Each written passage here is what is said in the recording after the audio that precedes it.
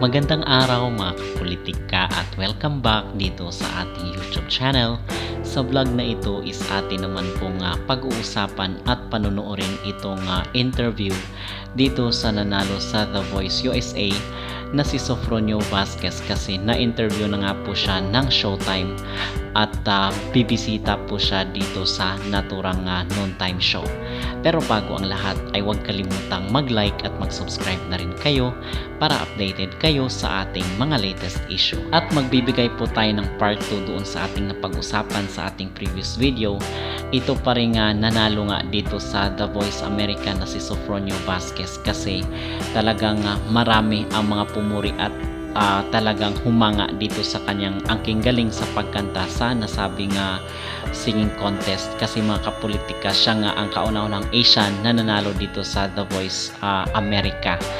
So marami ang mga pumuri, at the same time marami rin yung mga bumatikos dito sa mga show na kung saan is nanggaling siya dito sa tawag ng tanghalan, then hindi siya nanalo, and then dito rin sa The Voice PH ay wala pong lumingon or walang nag-turn dito kay Sofronio Vasquez.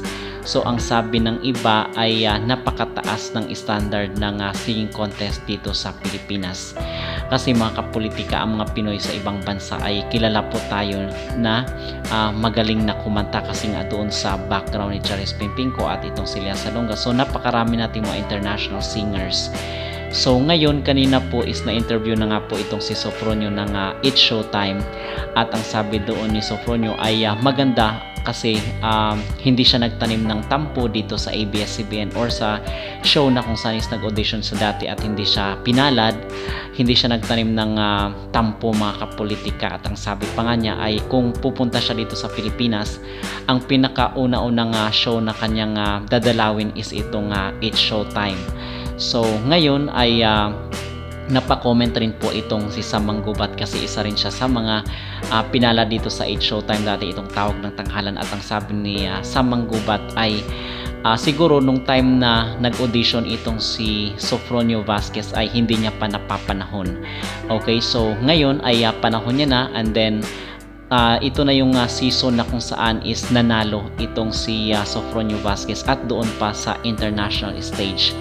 So basically mga kapolitika ay meron na pong sa tingin natin meron ng closure itong isyong ito, kasi coming from Sofronio mismo na willing na siya at okay na siya, walang hard feelings sa kanya dito sa show na kung saan is nag-audition siya dati, and then hindi siya natanggap or hindi siya pinalad. So tuwang-tuwa naman itong si Sofronio, and then bibisita nga siya dito sa It's Showtime. At narito na po at ating panunuorin ang Pinoy na nanalo doon sa The Voice America na si Sofronio Vasquez at ang kanyang interview dito sa It's Showtime. Michael Bublé para sa Pilipinas, at sinare po niya na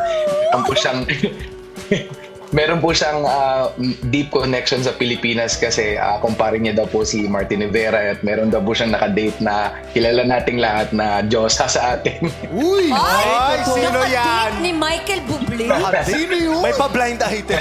Blind item pala. Diyosa daw. Pero dahil din sa'yo yun, dahil believe na believe siya sa'yo. Diba? Michael Bublé yan. Nako. Ibang level. Diba? Kamusta siya bilang Pero- coach mo? Pero narinig niya yung sinabi mo kahapon na tinatanong niya kung nag-manage ka daw. Ay, tutuloy ko na. Michael, hello Michael, if you need a manager, I'm right here. Actually, gusto ko rin tanungin sa'yo, ikaw ba may manager ka na ba dyan? Meron, syempre. Meron na siyang manager. Pwede pong pag-usapan, si Rogie, kakachat mo lang sa akin eh. Buti na lang, marami nakapanood. Sofronio, may question lang ako. Kasi iba yung naging journey mo, di ba? Ang dami mong sinalihang contest.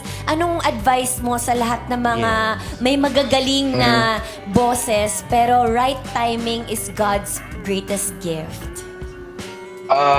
Wow, siguro ang pinakamagandang advice na may bibigay ko, kahit anong ilang beses kang na-reject, hindi talaga siya nagpapatunay na wala ka ng chance eh. Sino ba naman kasi mag-iisip na ako, Bisaya, galing sa Mindanao, trying to just be someone in music, and almost lahat ng audition sinubukan ko, pero 10 years after na ibigay sa akin, so hindi talaga siya pag di mo lang titigilan.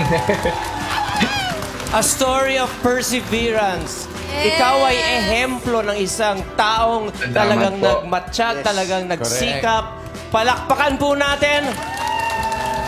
Ingat ka dyan, ha? Ano naman ang We are message so mo? proud of you. Sofronio, anong message mo para sa mga sumusuporta sa'yo?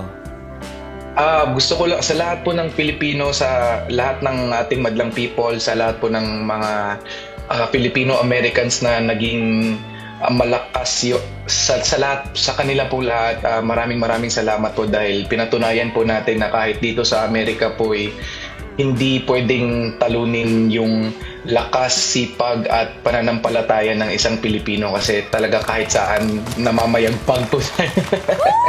Well said. God bless you, God bless Proud you. to know you. Pilipino! The pride of the Philippines. Kailan ang balik mo, Sofronio? Kailan dating mo?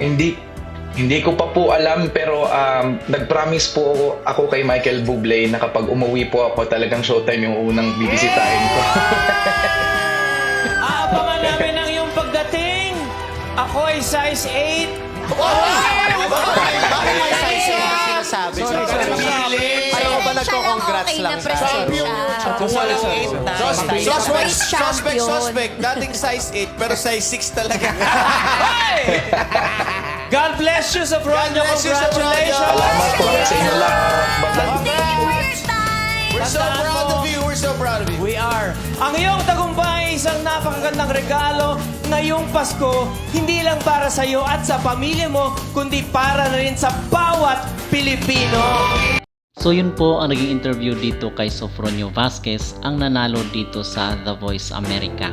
So ano ba yung ating maging reaction at ano yung ating maging opinion dito mga kapolitika, na kung saan ay yung issue patungkol nga dito kay Sofronio Vasquez at sa It's Showtime ay talagang naghilom na, kasi coming from him na okay na sila dito sa Showtime, kasi ang itong mga show dito sa ABS-CBN, itong Tawag ng Tanghala at the same time itong The Voice Philippines ay naging stepping stone na rin.